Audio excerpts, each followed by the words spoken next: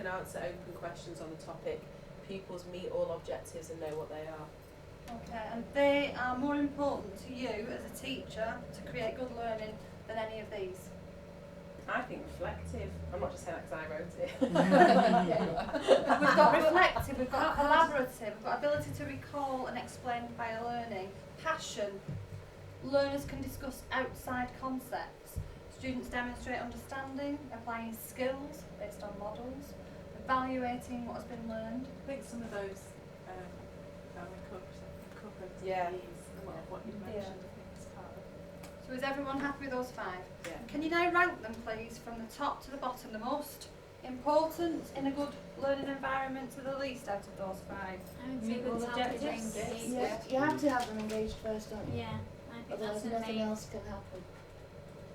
I think meet all objectives is important. I know they are, yeah.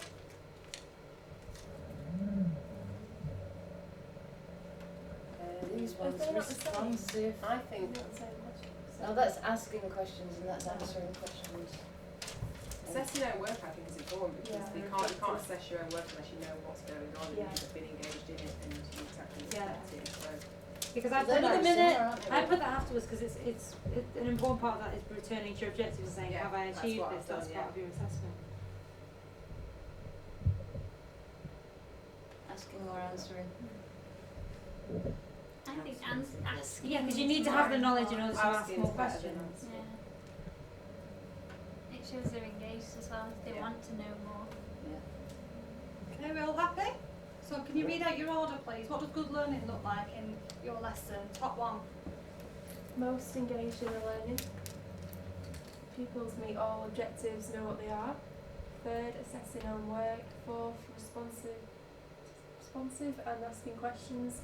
And finally, most can answer open questions on the topic. Okay, so can we say that all students will meet all objectives if only most are engaged in the learning? It depends on what your objectives are. Depends how good they are at the learning. It depends on the differentiation. Is it good learning if everybody meets the objective and knows where they are? Yeah? If everybody. Yeah. Okay. Is it good learning if everybody assesses their own work?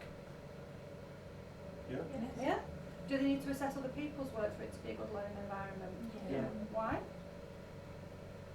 They might get ideas of how to improve, or they might see by their own achievements and they might say, oh, actually I can do that. They can't, you might be able to help.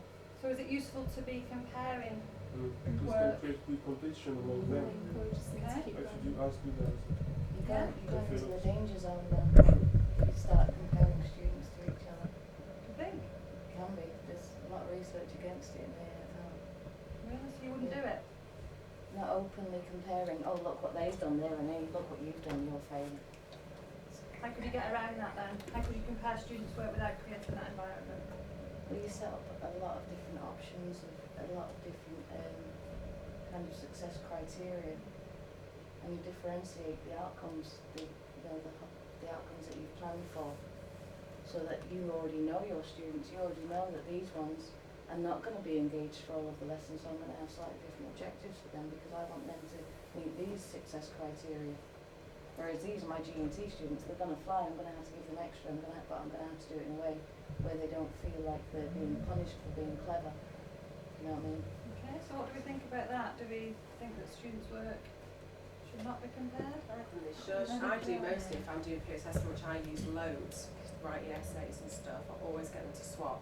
And I'll usually make a checklist with techniques used or have they done this, that, and then I'll do 2 stars and a wish, 2 things they've done well, 1 thing they could improve on, and then they pass it back and they talk about it. And there'll always be someone that will go, oh yeah, that's a good idea. Oh wow, I've done that. And it always And it's works. not necessarily saying mine's better than yours. If you're making them all do 2 good things and 1 target, they're all coming out with the same outcome. It's not mine's better than yours. It's we've all got 2 things that are good about our work, 1 thing we can work on. Okay, thank you. So just in terms of checking out then this satisfactory versus good, in a satisfactory lesson, are we saying that most students cannot answer open questions? No, you have to have some close. Okay, and are we saying that in a satisfactory learning environment, students would not be responsive and they wouldn't ask questions. Do we need to add some words then? Are we asking for all almost? I don't know, what do you think? Most. Do we need to add in most? Yeah. Do we need to be starting to think more? Probably, I don't know, some posing their own questions. You're not going to have every. Could you get everybody in a good lesson, in a good learning environment to ask a question? Could do. If you scaffolded it into a lesson. Don't think so. Because No? some of them could be shy. So it depends on the nature of the peoples. If they are confident, we'll ask questions. But it will not mean that they are brighter than the others. But it could even be a written question with like an exit card and a post-it, couldn't it? It could also be during group work. You don't necessarily have to be asking the teacher questions. Yeah. You could be asking each other questions in the task. Okay, and in the satisfactory lesson we're saying that they wouldn't assess their own work. Okay. Right, okay, take a seat for me please. I'm just going to leave those 5 up for now. And I'm just going to ask you to consider this next slide. Just have a look at the slide and have a think about whether or not you can build into the next few weeks an opportunity for somebody different who you're not used to working with, popping in to see you for 15 minutes to look for examples of what you as a group have come up with that represents good learning. So we've got most students, are they engaged? Pupils meeting all of the objectives and knowing where they are. Pupils assessing their own work. Pupils asking questions and answering open questions. How about you actually set yourself that challenge? Ask somebody within here, come and pop in for 15 minutes, unplanned, and tell me, am I displaying these features? How many of you think about this in that detail when you do your lesson plan? Do you think about whether most students will be engaged, whether students will ask questions? Okay? So, moving on. I would like you now, in pairs, to have a go at defining the word engagement. Lloyd, do you want to work with somebody else in a 3? One more here maybe? Yeah. Yeah? Okay, so can we please jot down in our keyword box engagement. I'm just going to give you 60 seconds to come up with an educational definition for engagement. Yeah.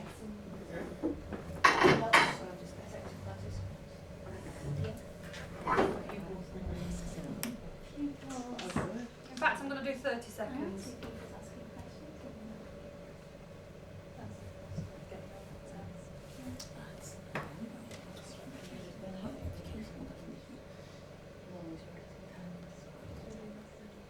What are we doing the whole thing? No, just a definition, an educational definition. 10 more seconds. Right, focus. Yeah, focused on the task, focused on teacher saying, focus on the task. Okay, Yasmina. Am I saying it right or is it Yasmin? Yasmin. Sorry, I'm giving you extra letter on the end of your name. Okay, what is your definition, please? We've got pupils asking questions, on being on task, focused. Okay, anybody got anything different? Just something that helps effective participants. Okay, When you've got the whole rubric of what the expectations are. okay, any other comments, any other thoughts? We put the keyword interacting material, so actually using it and being involved in what we do. Okay, great, yeah, like that one. Anything else? We've got pupils who are focused on the task and plan. Okay. Okay, so can we just have a look at the next bit now, please? And think about how engagement benefits your students. Again, just 30 seconds.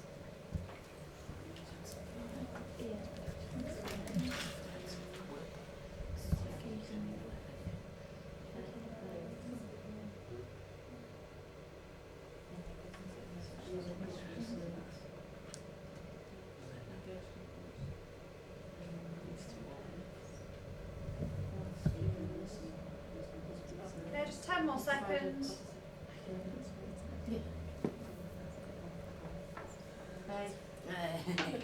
See how Cheating. Self-evaluation. Okay,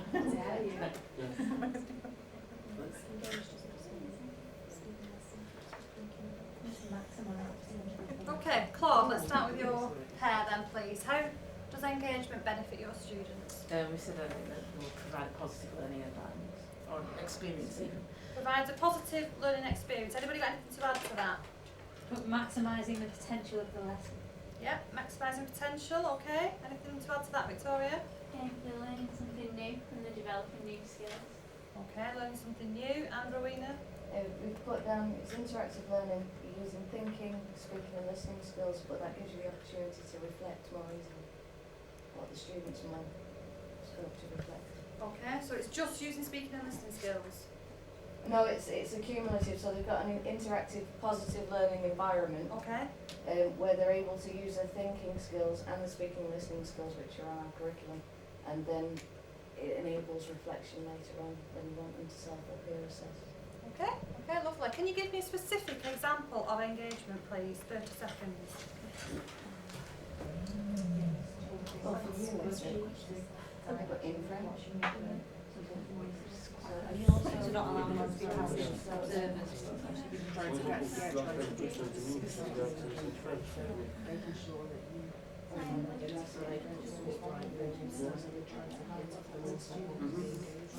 Specific example,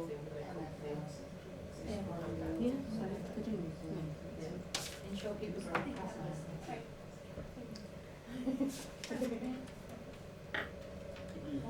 Education about some people is study.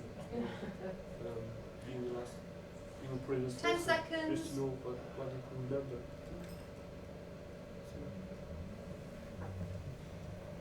Okay, do the scientists want to begin then, please, with a specific example of engagement? We've got practicals, discussion, cooperative learning tasks. Practicals, discussion and cooperative learning tasks, okay. What about over here? When students are able to complete a task competently and within the time set. Okay. Okay, so you're looking at actual tasks, you're looking at how they might actually tackle those tasks.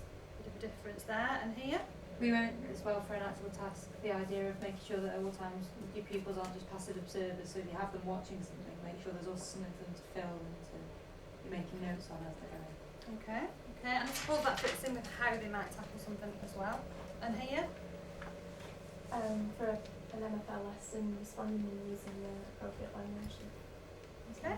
Okay, lovely. Now, the reason behind this really is to get you to start to think about the fact that we need to probably look at educational terms at a deeper level. How many of us have really unpicked what engagement means, looks like?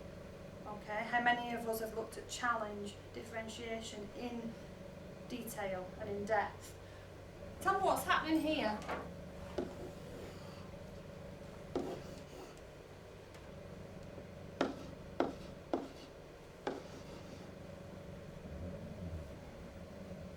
He's talking about a triangle and he's thinking like that. So he doesn't understand what he's talking about. Okay, great. So here, we've got someone talking about engagement perhaps, and your mentor is thinking something completely different to you. Okay? Their idea of engagement or challenge or differentiation is perhaps different to what your mindset is. So it's about actually reflecting, researching and looking into detail about these educational terms. Okay? And there's some mileage in doing that with your mentors to see if you're singing from the same hymn sheet. Similarly with our students, how many times do we think that they are learning and actually they might not be? Or similarly, how many times do we think that someone's been a bit disengaged and naughty, but actually they've understood quite a lot of what you've taught them in that lesson? Okay, so it's just something for you to be mindful of. The engagement triangle. For me, engagement is where task meets interaction. Can I just ask you, in pairs, just to discuss very quickly, which do you think is most important, the task or the interaction? Just 30 seconds.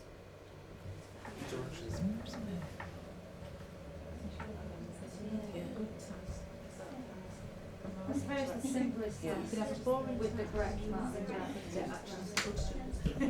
Yeah. It's So you it's need to have the interaction. key on the drive everything. Don't have But the it's interaction. like don't it's have engaged. You know, because if you're the side that's handling it and not engaged, it's because what they're doing isn't accessible and interesting. So it's I think they're equally important. Yeah. That's not You don't really have to. I'm trying to separate it.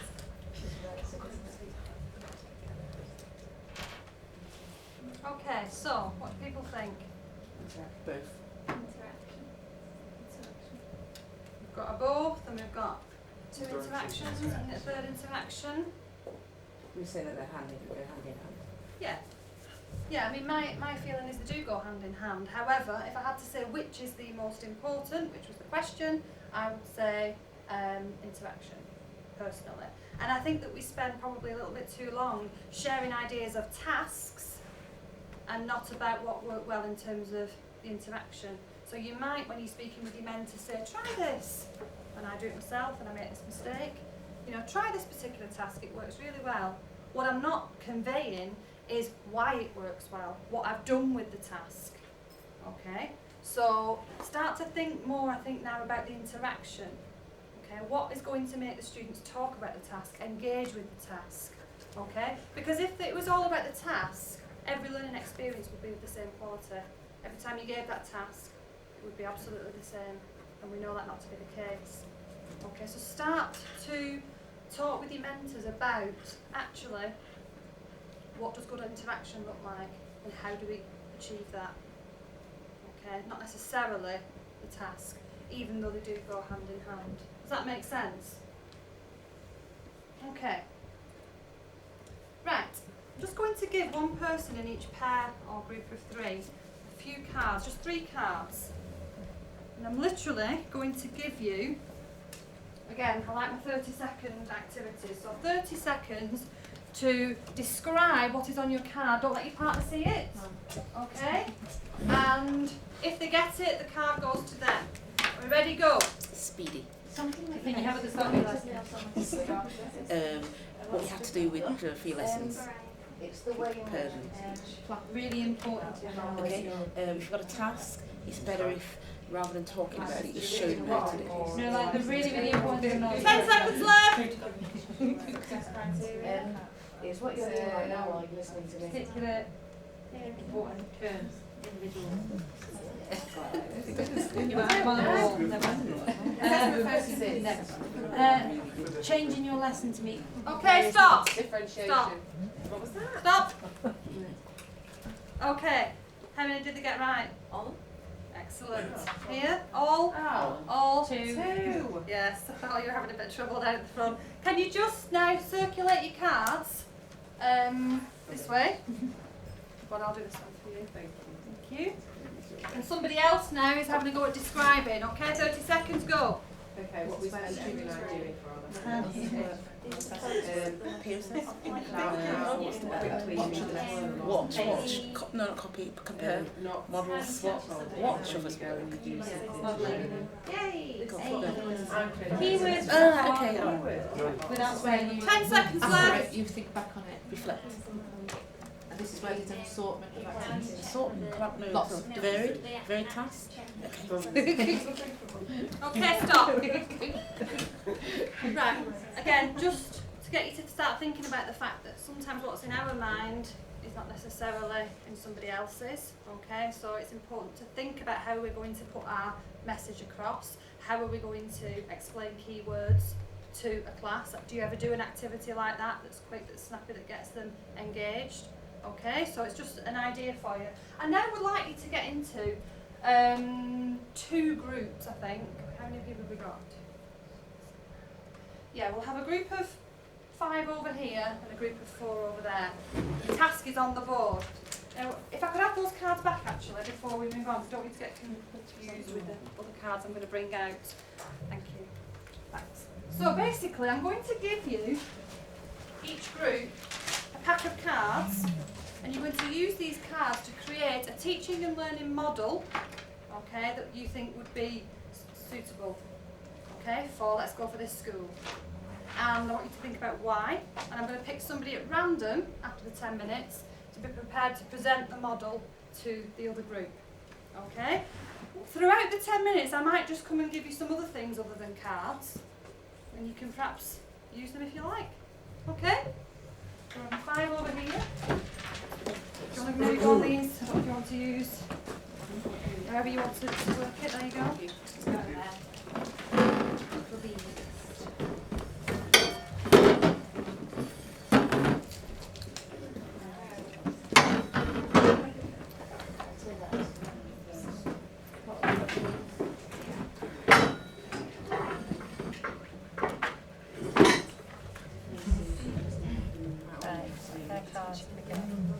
We've got arrows. Okay. We've got some more arrows. Sort of uppy downy arrows.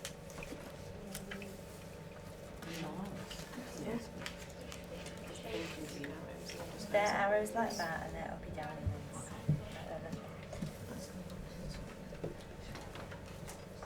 So good teaching begins with planning. It doesn't work.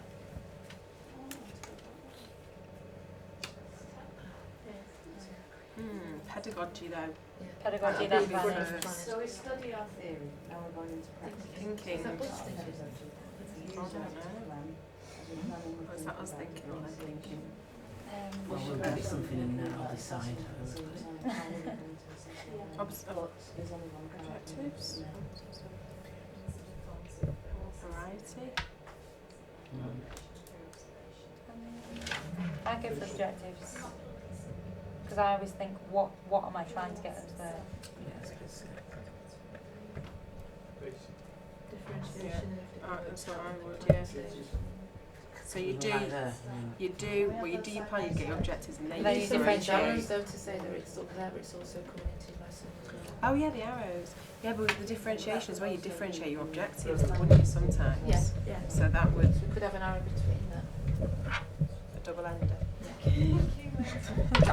Oh, you're so rude. Yeah, after that discussion. Oops.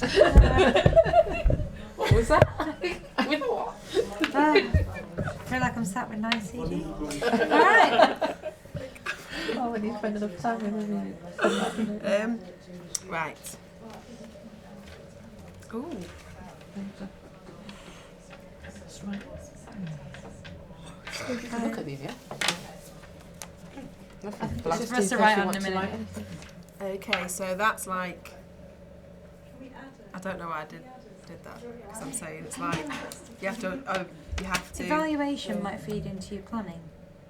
So you could go all the Yeah, way it back, goes all the way- yeah. Yeah, So we could black have Sounds arrows. differentiation though as Well, that's it. well. I think we need, when we've got everything in place, I just We'll think do then our we'll hours put arrows after, in. then Yeah. we could draw some more Because- hours. Yeah, because that is differentiation in your planning. Oh, Ooh. no, we've got some Ovaltine. We have got some Ovaltine.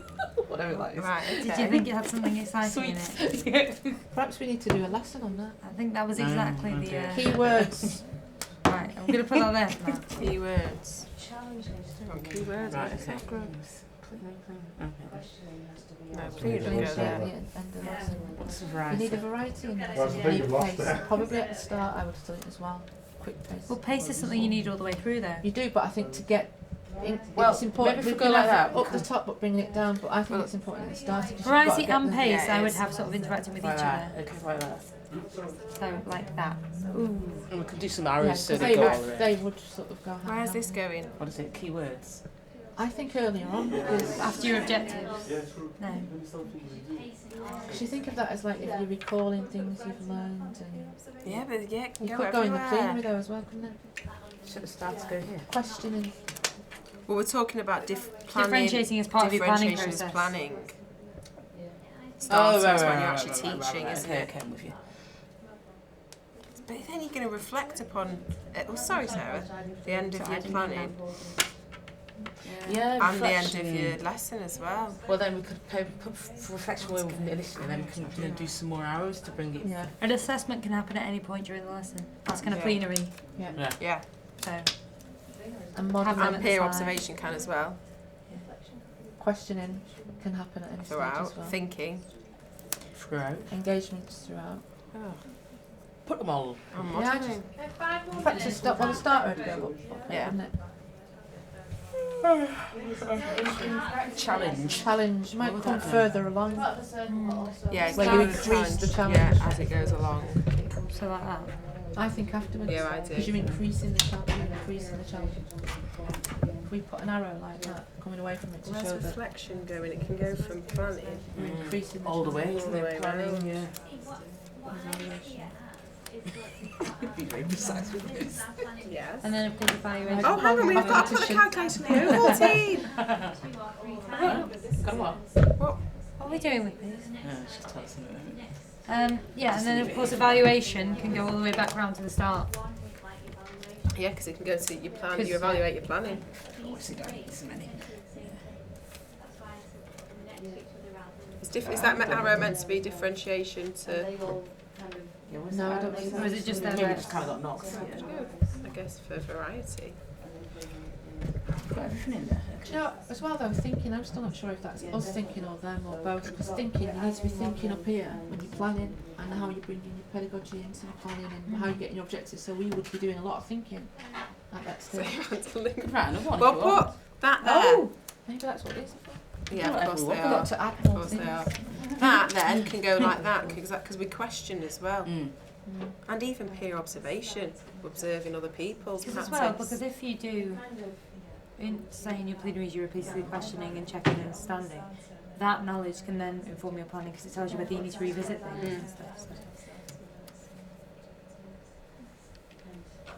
Reflection needs to go down as well. So like, if we thinking there, but there's an extra one. When we're thinking about planning, what do we want the students What do to you want us to put it here? Yeah. Between planning and pedagogy. Yeah. Oh no, between the objectives and the planning, yeah, because it's put what do we want them to know. Right.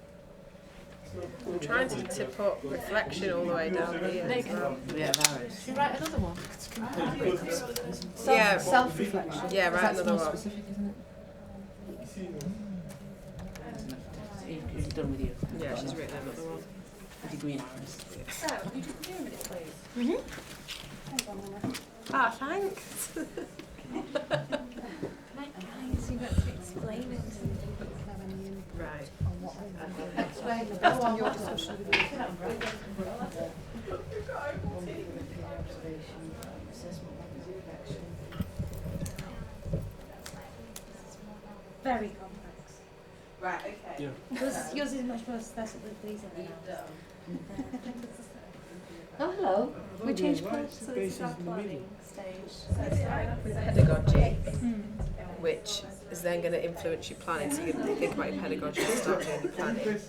And then you're going to think about your planning because we've got thinking there, but we've also got it down there as well. To start planning your objectives, which goes hand in hand with the differentiation really, because you're going to differentiate your objectives as well and differentiate your planning. Yeah. And then from there comes reflection, because you're going to reflect upon your planning after you've done it.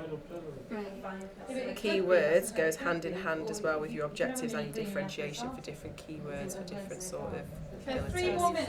And then okay, pace in the lesson. We've got making sure that your starter is pacey, you get in there straight away to get their attention and get them engaged, and also variety, keeping it different. The reason we've done that is because we've done a little bit in chronological order and then a little bit in we can't really decide which one is more important than the other because they're all pretty important. Instead of pace, I would put peer observation here.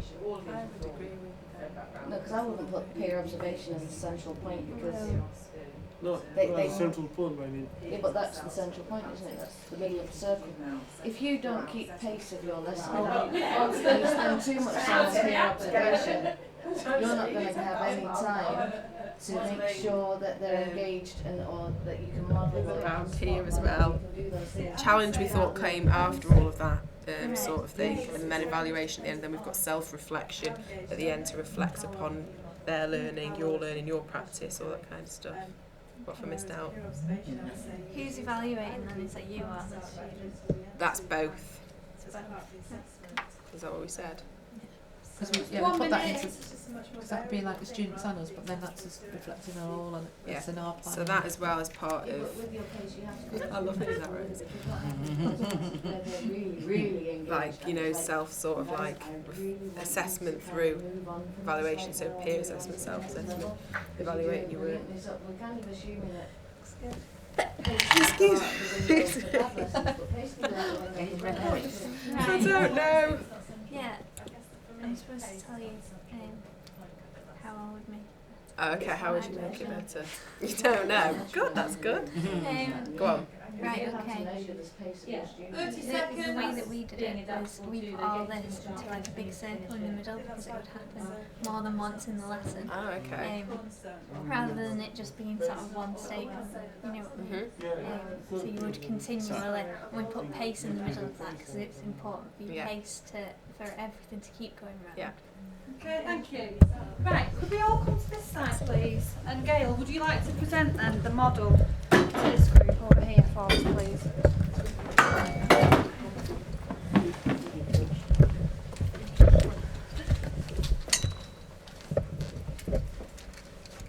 Right, okay. We said that pedagogy would underpin everything, that we would, before we started our planning, we would be drawing on our knowledge of what makes a good lesson. That would then feed into our planning. We've added a post-it note there because we had thinking, but we wanted to put it down here because obviously we thought, is it the students thinking or is it us thinking? And we both did that. So we've made it specific by putting, at this stage, thinking about planning, what do we want our students to learn? That then helps us with our objectives. We've shown that arrows going backwards and forwards to show that the objectives and the differentiation are hand in hand. We're thinking about how to differentiate them all the time. We've got our keywords up here because there might be, in quite a lot of lessons we've been doing, there might be keywords that are going to shape what it is you're looking at in that lesson. I suppose that depends on your subject, doesn't it? And all the time we've said that we've got reflection here because we'd be reflecting on this and thinking about how is this going to work, is this going to get the students to move on and develop. And then we've put pace, I think actually, we've messed up a bit there. Those really should be a part of all this, but we've got our starter up there and we thought that it was important to get this starter off with pace, quick pace, to get the students engaged, because engagement's important, and that's what we're saying. If you can get pace and activity variety at the beginning, then you're more likely to get them engaged from the outset. So really we've got pace, variety, and all these things we've put arrows to show that they're all taking place throughout the lesson. So plenary wouldn't necessarily go at the end because we might do mini plenaries. Assessment wouldn't necessarily go at the end and peer observation because we might do a bit of that throughout the lesson. We've put an arrow here and challenge down here to show that the challenge would increase as we're going through. So we wouldn't want to give them something really challenging at the beginning. We want to build on that challenge throughout the lesson when we were sure that they'd understood and that they could apply it and all that. And then evaluation, this would be the students' evaluation and self-reflection. This would be us reflecting on all this process. Okay, thank you. Nina, did you feel that Victoria helped at all when she came and joined the group? Yes, I liked her idea. She said because ours was a bit floaty here, she said that they put it in, when they did their model, in the middle and then had like a circle on the outside because all of those things would be going on throughout, and I think it's a better sort of model way of doing it. Ours was just a bit messed up here, so I think that's a good idea that she had to come up with something like that. Okay, and Fiona, how do you feel that this model compares to yours? Is it better? It's different. We both agree with the planning stages and the way that flows down to the lesson plan. Okay. But what we've done is on our model, each of those particular keywords is more, well, we've decided it's more equal, that they all flow around in a circle, and one doesn't come before the other. For example, challenge could come at any time, but I do like the model. Okay, so what's the best bit about this, Rowena, for you? I like the way, because some of our things are like, oh, but we need that in the planning stage, but we also need it throughout the lesson as well. So I like the way that they've done these outside arrows to Join it up. Yeah, to connect, because we added a couple of things in our top end. Okay, should we have a look at this one then?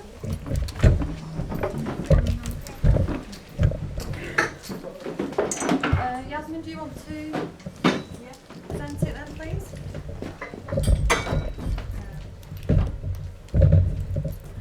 So I guess, similar, I guess we would be starting from our theory and then planning. We've included quite a lot in the planning this stage.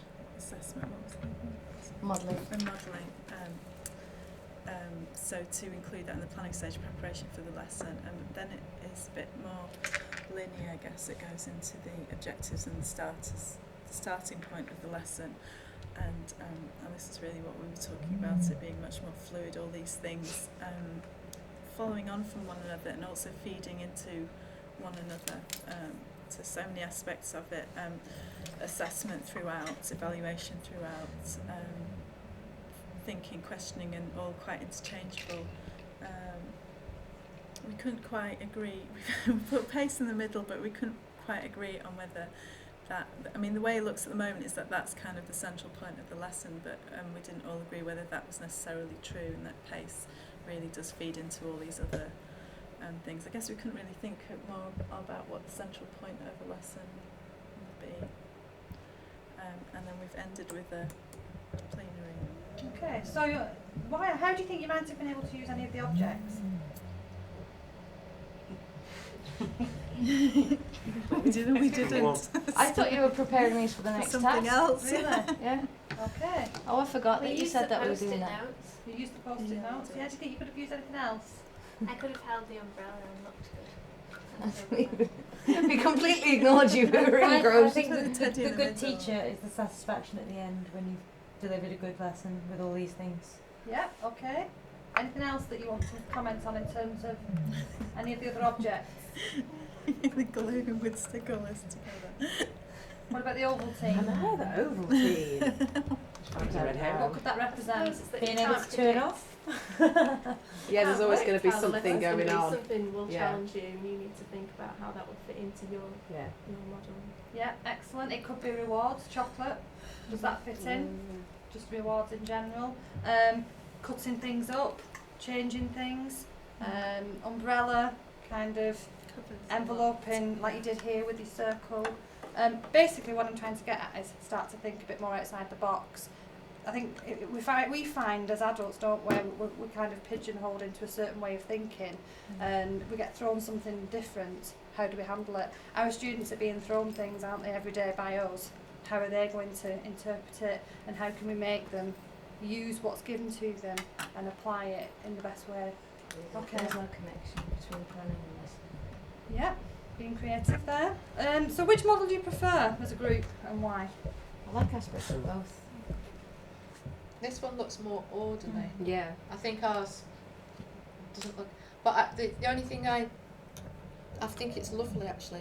But I think the plenary on the end. That was my Yeah, point. That's about my it. the only sticking point that Because You you wouldn't have guys just a said, plenary at the end. you were like, oh yeah, well there's assessment, but assessment and the plenary can be quite different. And can you have a plenary 10 minutes into an hour lesson? Yeah. But I Okay. think we're not saying that that's not the case.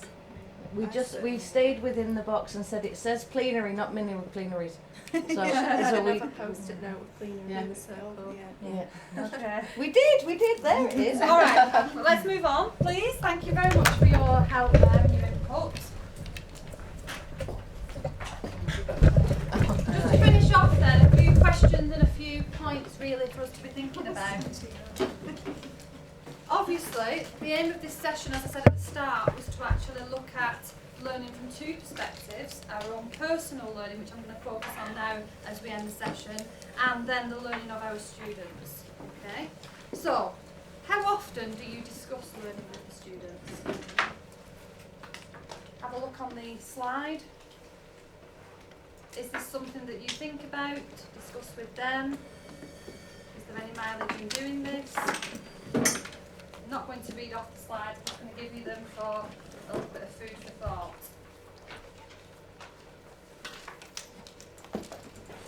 Does anybody think that any of those might be useful? You do some of those anyway? How often? Fairly regularly. Does it need to be regular? The way my course was set up is that we were at university 2 days of the week and then on placement 3 days of the week, and the kids will ask you, well, where were you on Monday and Tuesday? I was learning how to teach you, and what did you learn? So it was part of the engagement. Yeah. at the last. Sarah? For a completely different reason, I think a lot of these would be useful, particularly some of very challenging classes for whom I'm trying to make things much more engaging, much more interesting. For them to actually assess the difference between doing a lesson like the one I've given them and a lesson that they keep on telling me is boring, and the benefits for doing it a certain way. Okay. And the reasons why, if I'm giving you the opportunity to do it a certain way and you're telling me you enjoy learning this way, it can be quite a good classroom management technique. But if I'm giving you the opportunity to learn this way, have enough respect for me to allow me to do that. Okay, good point, thank you. And as I've just asked Rowena, how often should we reflect on our learning? I think, like we say, if we do it regularly, we're more likely to grow and to develop. And why is it important? Yeah, you can't develop unless you reflect, absolutely. Okay, as teachers, we have to take responsibility for our own personal development, okay, and reflect really how things are going on a very regular basis for these reasons here, okay? And how do we do it?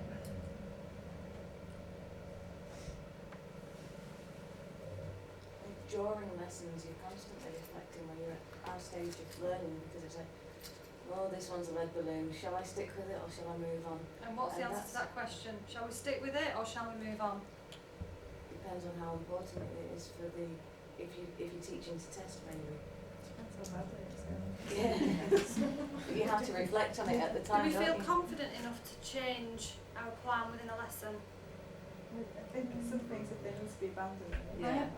I feel more confident to leave things out and to, allow the task to run on for longer if they're getting a lot out of it. But if things are going dreadfully, I don't feel like on the spot I can come up with something else. So how might you be able to become in a position where you feel you have got things on the spot?